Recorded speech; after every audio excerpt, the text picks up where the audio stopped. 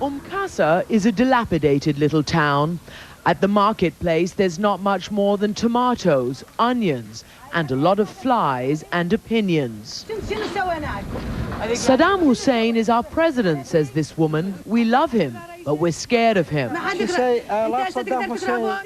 In fact, Ali, an anti-Saddam exile returning home with the US Army, says these women don't dare speak out against Saddam Hussein just yet.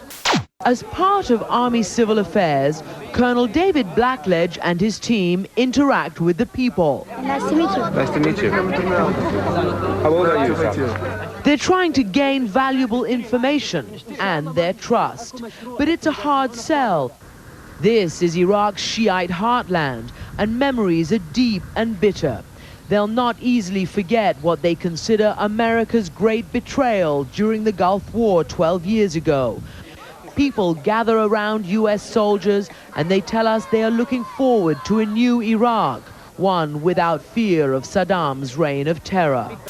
Removing the image and the influence of Saddam Hussein is a main objective for the Americans and the British in this part of Iraq, and they hope by first stabilizing Qasr, word will then spread northward. When will the people rise up? The answer many give us: the day they know Saddam is dead. And the plight of Iraq's civilians. They are hungry, they're thirsty, and they're afraid of being caught in the crossfire. Now back, though, to CNN's continuing coverage. Overnight, U.S. Special Forces discovered a meeting of high-level Ba'ath Party militia in Basra and called in airstrikes. In this gun camera video, U.S. bombs destroy the meeting place, killing an estimated 200 enemy militia. Each time we make one of these attacks, we continue to degrade the regime, we continue to degrade their capability. In western Iraq, Army Rangers on a mission. Video released by the military shows the Rangers Special Forces assault an Iraqi command post, capturing 50 Iraqi soldiers. But there was disturbing news today. U.S. troops at Nasiriyah uncovered a shallow grave containing the bodies of 4 American soldiers. One of them had apparently been mutilated. And tonight, for the 11th straight day, more bombing over Baghdad. The crowd chants, "We will sacrifice our life, blood, and soul for Saddam." They are words heard often in this city. Some say words motivated by fear. How people will react after 30 years of fear when the political lid is taken off is really unknown territory. At this moment, the city of Baghdad stands at a crossroads, its people torn between fear and hope. A new factor this time is Al Jazeera, Abu Dhabi TV, and the other satellite channels in the Middle East. They play and replay dramatic images of civilians presumably hurt by American forces. The danger to these regimes, I think, grows the longer this conflict goes on television, day in, day out throughout the Arab world. They're pretty well protected, but this is their worst nightmare. A protracted war on television with the Arab street in uproar. Some argue the Arab media, much of it under government influence or control, is trying to inflame opposition to the U.S. because other Arab governments, all of them undemocratic, do not want to see Saddam Hussein's regime fall. 200 miles in 5 days, and now to be 50 miles or less from Baghdad. That's a rolling start. It rolled pretty fast. Now they still have to smash the Republican Guard divisions. They're in process of doing that. And then the really hard part comes. What do you do when you've invested Baghdad and have to somehow finish the regime off? That will cause some real difficult problem. General Haig, what do you make of the complaints by Secretary Rumsfeld and the Joint Chiefs about generals complaining about the war, retired generals, criticizing the effort? We retired generals are part of a club where we all wish we were back in charge, but that's not going to happen. I think one of the big problems is that while there may be some fire behind all this smoke, and some people were left with their feelings hurt, I do think that it's wrong-headed in time of conflict to be critical of your commander-in-chief, your president, your vice president, and your Secretary of Defense, all three of whom were the really moving factors in the administration on standing up to this animal in Baghdad. And so, you know, there's more to this than just disgruntled ex-Army guys.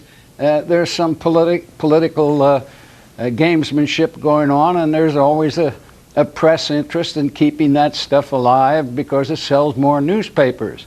But I do wish that we'd rally behind our commander-in-chief, and if we've got problems, let's go at them after the conflict has been won, which won't be too long.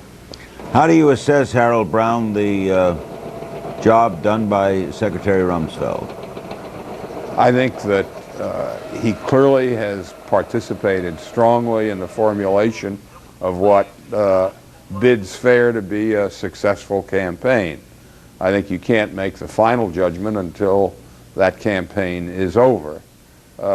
I'm also quite sure that there were some strong arguments about just what the plan should be. The so-called time-phased troop deployment list, tip fiddle is what is the nickname for it, and different people had different ideas. I think the results are showing that the outcome of those arguments, in which I'm sure the Secretary of Defense played a substantial part, are working pretty well.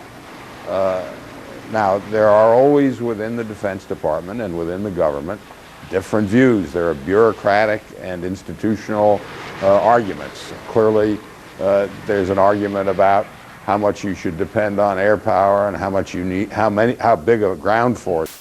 One of America's POWs has begun her journey home. Earlier tonight, Army Private First Class Jessica Lynch arrived at Ramstein Air Base in Germany for medical treatment. She was rescued Tuesday after being held by Iraqi forces for more than a week.